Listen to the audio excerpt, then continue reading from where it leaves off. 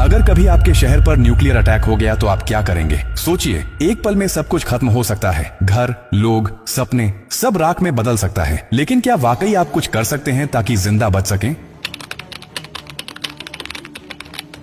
हाँ, अगर आप अभी से तैयार हैं, ये जानकारी जिंदगी और मौत के बीच की दूरी तय कर सकती है। क्योंकि जब एक न्यूक्लियर बम गिरता है तो सिर्फ धमाका ही नहीं होता, उसके बाद शुरू होता है वो खतरनाक खेल जिसे कहते हैं रेडिएशन फॉलआउट। और उसमें जो जिंदा बचता है वो भी धीरे धीरे मरने लगता है। सबसे पहले जानिए कि जैसे ही न्यूक्लियर बम गिरता है, एक तेज सफेद रोशनी आपके सामने आती है। इस रोशनी को देखना मतलब अपनी आंखों की रोशनी खो देना। आप अंधे हो सकते हैं, स्थायी रूप से। इसलिए पहला कदम, जैसे ही धमाके की खबर मिले या रोशनी दिखे, तुरंत जमीन पर लेट जाइए, अपनी आंखें और कान बंद कर लीजिए और चेहरे को किसी कपड़े से ढक लीजिए। ये पहली रक्षा है। अब सवाल उठता है कि कहां जाएं? तो याद रखिए, अगर आपके आसपास कोई मेट्रो स्टेशन है, बेसमेंट है, अंडरग्राउंड पार्किंग है, तो वहीं भागिए, क्योंकि जमीन के नीचे रहना न्यूक्लियर फॉलआउट से बचने का सबसे कारगर तरीका है। लेकिन अगर कुछ नहीं है तो अपने घर को ही शेल्टर बनाना पड़ेगा। सारी खिड़कियां, दरवाजे बंद कर दीजिए। हर छोटी छोटी दरार को भी किसी कपड़े, टेप या गत्ते से बंद कीजिए। हवा का एक भी रास्ता नहीं खुला रहना चाहिए। अटैक से पहले या जैसे ही खबर मिले, आपके पास सिर्फ कुछ मिनट होंगे। उसी वक्त पानी भरिए, बाल्टी, बोतल, ड्रम, जो भी है।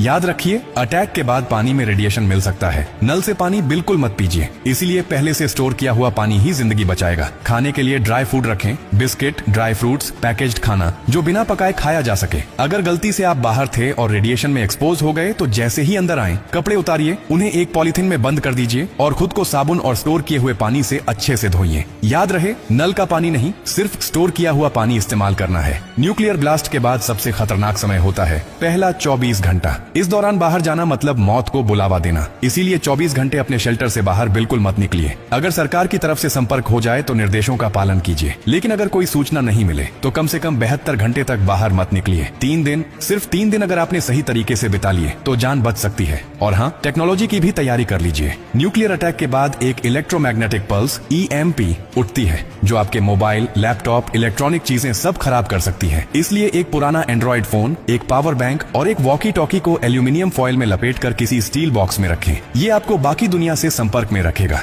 सबसे जरूरी बात, घबराइए मत, पैनिक नहीं करना है। हर फैसला सोच समझ कर लीजिए, क्योंकि न्यूक्लियर अटैक एक टाइम गेम है। जो जितना शांत रहेगा, उसकी जान बचने के चांस उतने ही ज्यादा होंगे। और याद रखिए, ये जानकारी सिर्फ आपके लिए नहीं, बल्कि आपके परिवार, दोस्तों, पड़ोसियों और पूरे समाज के लिए है। क्या आप अकेले सुरक्षित रहना चाहते हैं? नहीं ना? तो इस जानकारी को हर उस इंसान तक पहुंचाइए जिसकी जिंदगी की आपको परवाह